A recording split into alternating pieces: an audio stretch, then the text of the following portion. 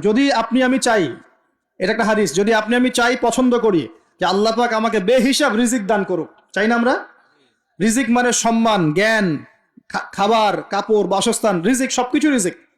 আমাদের সবকিছু রিজিক, জ্ঞানও আমাদের রিজিক, রিজিক না? সুস্থতা রিজিক না? খাবার, কাপড় চোপড়, বাসস্থান, সন্তান সন্ততি, স্ত্রী সন্তান, এগুলো কি রিজিক না? যদি আপনি চান রিজিক প্রশস্ত হোক, তাহলে একটা কাজ করবেন, একটা কাজ, সেই কাজটা হচ্ছে আত্মীয়তার সম্পর্ক বজায় রাখবেন। কি করবেন? আত্মীয়তার সম্পর্ক বজায় রাখবেন। আত্মীয়তার সম্পর্ক বজায় রাখার জন্য কিছু মৌসুম আসে, যেমন রমজান মাস একটা মৌসুম।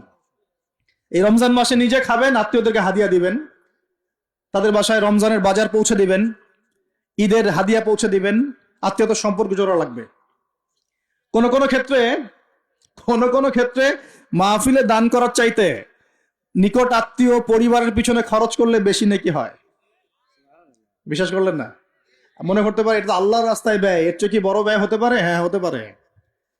সবচেয়ে উত্তম ব্যয় হচ্ছে আপনার পরিবারের পিছনে ব্যয়।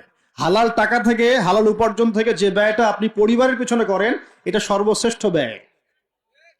আর আত্মীয়দেরকে দান খয়রাত করলে বা তাদেরকে হাদিয়া দিলে দুইটা বেনিফিট। একটা হলো দানের তো নেকি পাবেনই আপনি, আবার আত্মীয়তার সম্পর্ক রক্ষার নেকি পাবেন।